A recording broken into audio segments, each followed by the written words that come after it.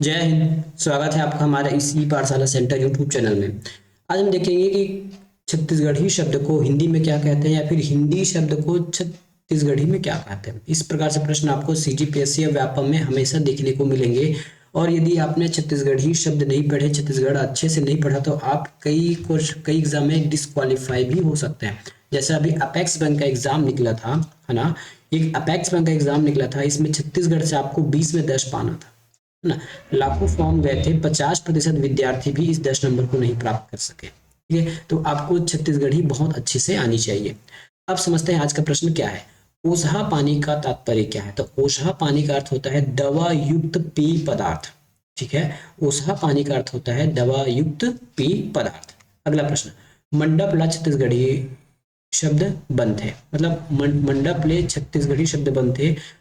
मंडप ये हिंदी शब्द है, उसका छत्तीसगढ़ी अनुवाद क्या होगा, तो इसको बोलते हैं मड़वा। और ये कहाँ काम आता है, तो ये आपकी शादी ब्याह में काम आता है, शादी ब्याह में।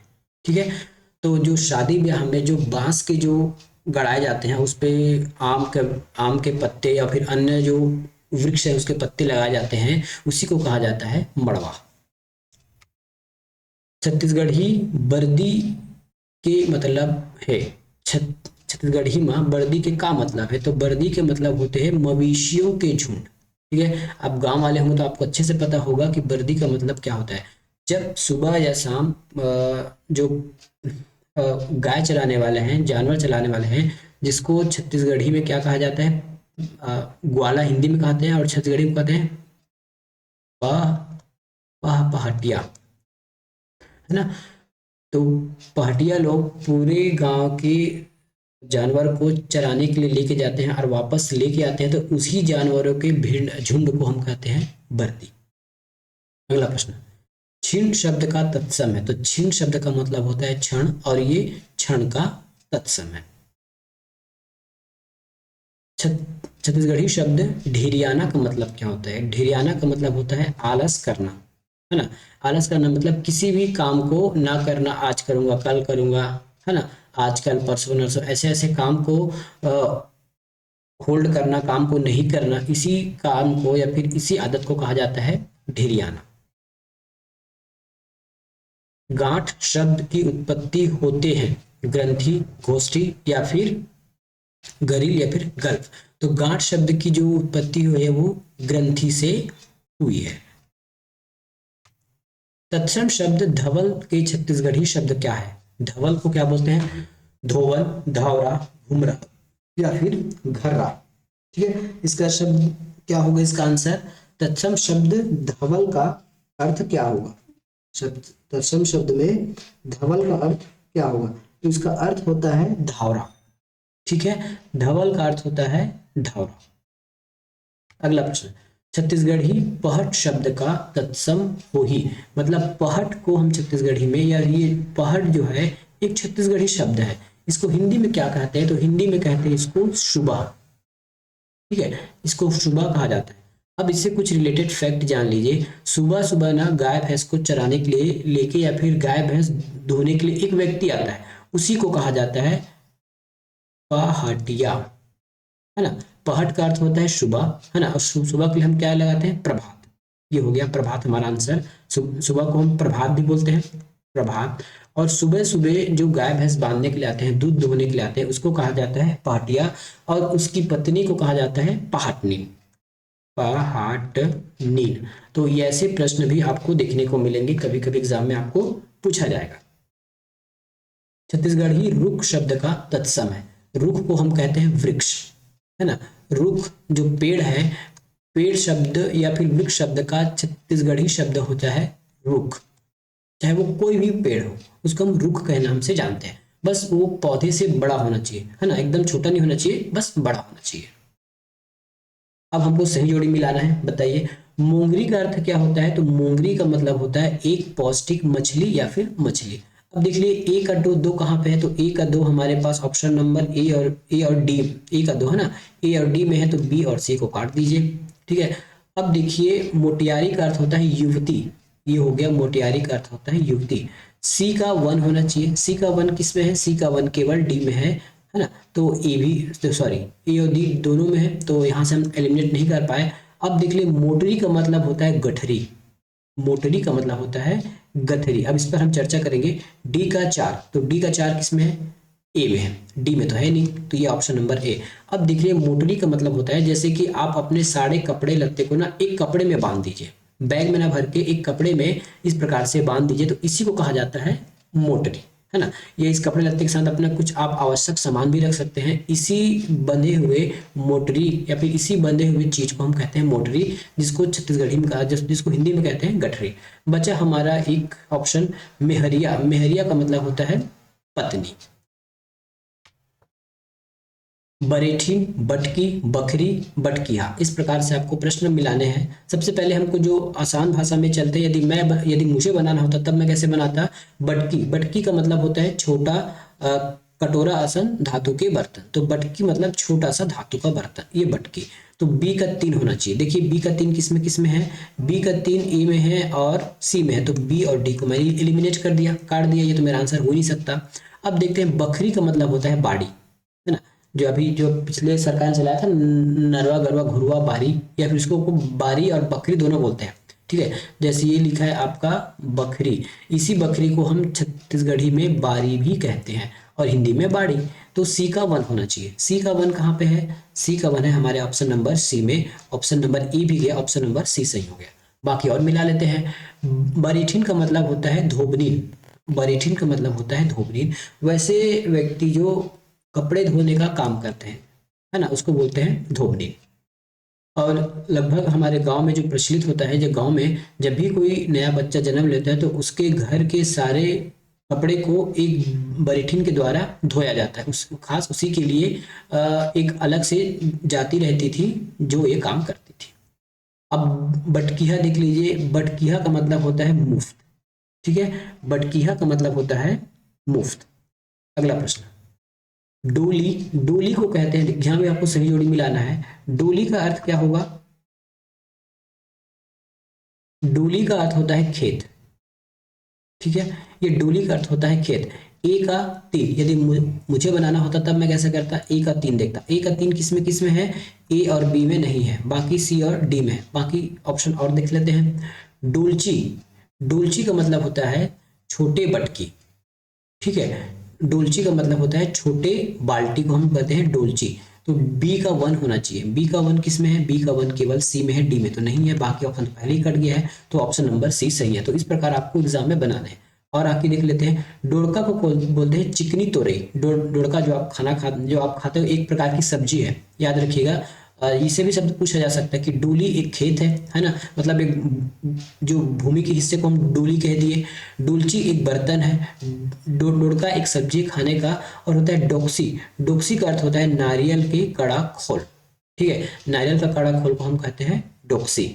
जो आप नारियल खाते हैं उसके बाद नारियल का जो कड़ा हिस्सा होता है उसको हम कहते हैं डोक्सी।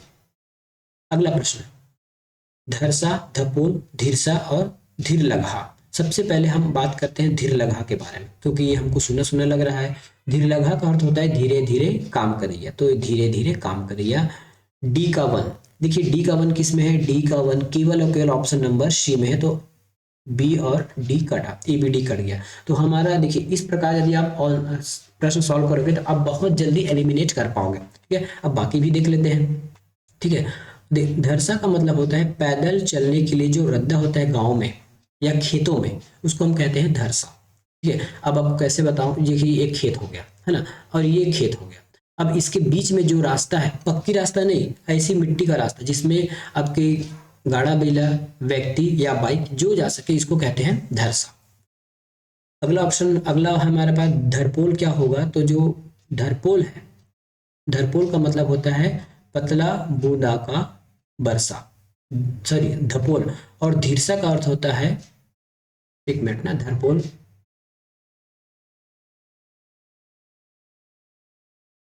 का 2,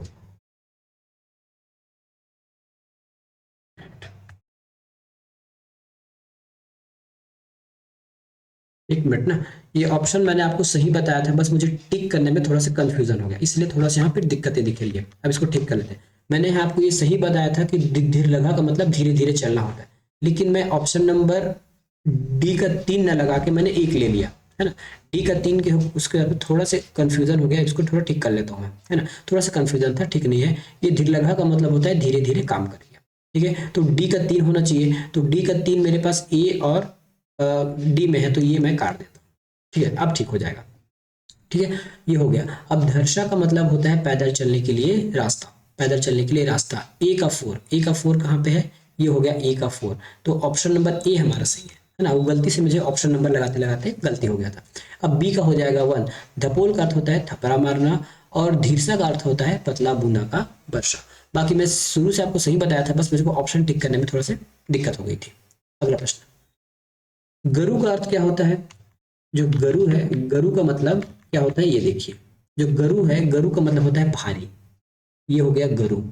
जो चीज भारी रहता है उसको हम छत्तीसगढ़ी में गरु कहते हैं। तो ए का 4, अब ध्यान से लगाना है ना, ए का 4। तो ए का 4 कहाँ पे है ना, ए का 4। या फिर पूरा पूरा मिला ही लेते हैं, छोड़िए इसको। गर्रा, गर्रा क्या कहा जाता है, तो पुरुष की जरूरत से ज्यादा बड़े केश को हम गर्रा कहते हैं, ठीक है। अब गरवा किसको कहेंगे, तो गाय भैंस को गरवा कहेंगे। गेरवा, ढोर या किसी पशु को बांधने की रस्सी को हम गेरवा कहते हैं। तो इस प्रकार से आपको ऑप्शन मिलाने हैं। अगला प्रश्न, अगिया का अर्थ क्या होता है। जलन महसूस होना, आगे की बात करना, आग बबूला होना, या फिर बाल तोड़ना। तो अगिया जो है एक बीमारी है या फिर एक घाव है ना, जो इंसान के शरीर में होती है। बीमारी है या फिर एक घाव है जो इंसान के शरीर में होती है।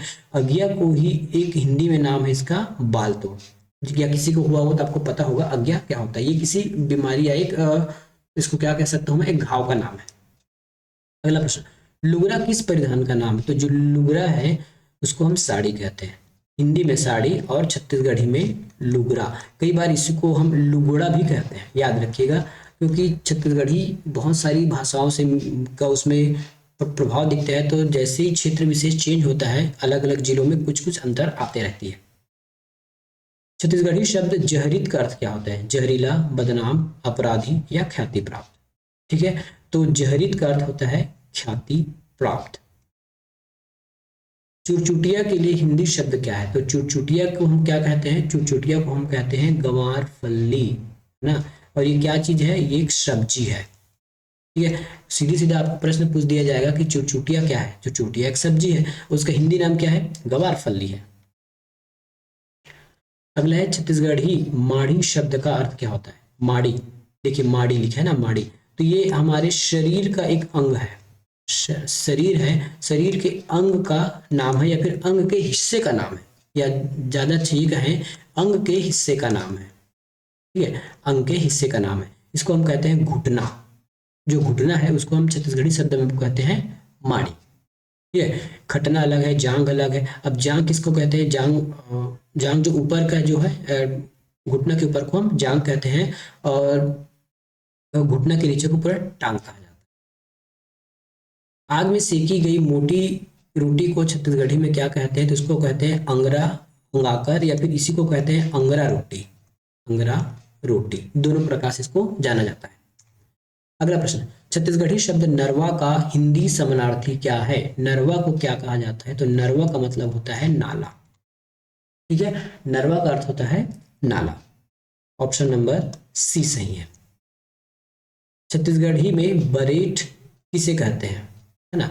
बरेट का अर्थ होता है धोबी, ठीक है। बरेट का अर्थ होता है धोबी। नवादशी का हिंदी समानार्थी क्या होगा। नवादशी शब्द जो नवादशी है, ये हमारे छत्तीसगढ़ी शब्द है। इसका हिंदी समानार्थी होता है कफन। कफन को ही नवादशी कहा जाता है। परिया शब्द का तात्पर्य बताइए। तो जिस खेत पर खेती ना की जा रही हो, खेतों के बीच का रास्ता। खेतों के बीच के रास्ते को हम क्या कहते हैं, धरसा। खेतों के बीच के रास्ते को हम क्या कहते हैं, धरसा। खरीफ फसल और पानी से भरा खेत। तो इसका परिया का अर्थ होता है जिस खेत पर खेती ना की जा रही हो, वैसा हिस्सा, है ना, वैसा हिस्सा जिस पर खेती नहीं हो रही है उसको कहते हैं परिया। या फिर ऐसा बोल सकते हैं कि पहले उस हिस्से में खेती हो रही, जैसे ये मान लेते हैं ये मेरा खेत है ना। पहले इसमें खेती हो रही थी, लेकिन मैंने कुछ वर्षों से 5 साल 10 साल या फिर उससे अधिक वर्षों तक मैंने यहाँ पे इस क्षेत्र में किसी भी कोई अनाज नहीं उगाया, तो इस क्षेत्र के लिए एक नया नाम आ जाएगा परिया। निम्न में से कौन सा शब्द दिशा का नहीं है? ठीक है, उगती, कमारी, बुड़ती और भंडार। तो जो कमारी शब्द है वो हमारे दिशा का सूचक नहीं है। ठीक है, जो कमारी शब्द है ये हमारे दिशा का सूचक नहीं है। अब देखते हैं हम चारों दिशा की बात करते हैं, है ना। चारों दिशा में उत्तर, दक्षिण, पूर्व और पश्चिम। अब इसी चीज को हम छत्तीसगढ़ी में क्या कहेंगे, देखिए इसी चीज को हम छत्तीसगढ़ी में क्या कहते हैं। इसमें लिखा है पूर्व, जहां से सूर्य उगता है उसको हम कहते हैं उत्ती, उत्ती। ठीक है, और जहां सूर्य डूबता है, मतलब जहां सूर्य जाकर डूबता है उसको कहते हैं बुड़ती। ठीक है, इसको हम कहते हैं बुड़ती। और उत्तर दिशा को कहा जाता है भंडार, भंडार। ठीक है, और दक्षिण दिशा के लिए हमारे पास नाम है रक्सहु, रक्सहु। ठीक है, तो ऐसा भी प्रश्न आपको पूछा जाएगा। उत्तर को भंडार कहा जाएगा, दक्षिण को रक्सहु। बात ही आपको ये तो पता ही होगा कि पूर्व जहां से उगता है तो उसको उगती, है ना, जहां पे सूर्य बुड़ता है उसको बुड़ती कह दिए। बस ये अब याद रख लीजिएगा, उत्तर को भंडार कहा जाएगा और दक्षिण को रक्सहु कहा जाता है छत्तीसगढ़ी में। और तो इसके हिसाब से हमारा आंसर कौन सा हो गया, तो कौन सी दिशा का नाम नहीं है, उगती हमारी दिशा का नाम है, उगती। उगती लिख दिया था, हाँ हाँ, इसको उगती भी बोलते हैं, याद रखिएगा, उगती या फिर उगती, उगती या फिर उगती। तो उगती पूर्व दिशा है, बुड़ती पश्चिम दिशा है और भंडार हमारा उत्तर दिशा है। तो कमारी कोई भी दिशा का नाम नहीं है। इनमें से कौन सा एक भाजी का नाम है? ठीक है, इनमें से कौन सा एक भाजी का नाम है? अब बताइए इनमें से कौन सा एक भाजी का नाम है? तो करमत्ता, सॉरी नाम नहीं है ना, नहीं है। करमत्ता एक भाजी का नाम है, लाल एक, देखिए लाल एक भाजी का नाम है, इसको लाल भाजी कहते हैं। और अमारी ये खट्टा होता है ना। अगर स्वाद पूछ, अगर स्वादों को पूछ दिया जाएगा कि अमारी का स्वाद कैसा होता है तो खट्टा होता है। रंगीलिया भाजी का नाम नहीं है। ठीक है तो सब्जी लेकिन भाजी का नाम नहीं है। अगला प्रश्न, बरठा का अर्थ क्या होता है? बरठा का अर्थ क्या होता है? तो छत्तीसगढ़ी में देखिए एक होता है बरेट, याद रखिएगा, कंफ्यूज मत होइएगा। बरेट का अर्थ होता है धोबी। ठीक है, बरेट का अर्थ होता है धोबी, लेकिन बरठा का अर्थ होता है शत्रु। अगला प्रश्न, अजीर शब्द का अर्थ बताइए, सॉरी उजीर शब्द का अर्थ बताइए। तो उजीर शब्द का अर्थ है धोबी, है ना, धोबी। अब इसको कैसे याद करेंगे उजीर को? उजीर का एक शाब्दिक अर्थ मान लेते हैं तो उजला, है ना। और धोबी का काम क्या है? कपड़े धोना, कपड़े धोकर उसको उजाला करना या फिर उसको साफ करना। तो ऐसा आप टिक लगा के इसको याद कर लीजिएगा, उजीर का अर्थ होगा धोबी। अब कैसे ट्रिक पर बात की है, क्योंकि धोबी का काम ही है कपड़ा धोना और गंदे कपड़े को वो उजला करता है, तो उजीर से हो जाएगा हमारा धोबी। टेहो या टेहर्रा किस पक्षी का नाम है? तो टेहो या फिर जो टेहर्रा है वो नीलकंठ पक्षी का नाम है। ठीक है, टेहरो या फिर टेहर्रा है हमारा नीलकंठ पक्षी का नाम है। इसमें गलती से मयूर आप मत लगा देना, इसको नीलकंठ कहते हैं, इसे कहते हैं टेहर्रा। गोंदली का अर्थ क्या होता है? गोंदली, है ना, तो इसका गोंद होगा नहीं, गाद नहीं, तो जो गोंदली है उसको हम प्याज कहते हैं, मतलब प्याज का छत्तीसगढ़ी नाम है गोंदली। ठीक है, प्याज का छत्तीसगढ़ी नाम क्या है? गोंदली। ऑप्शन नंबर सी इसका सही उत्तर है। ठीक है, तो इस प्रकार से आज हमने 30 प्रश्न और देखे हैं। आशा है आपको यह वीडियो पसंद आ रहा होगा। मिलेंगे नेक्स्ट वीडियो में, धन्यवाद।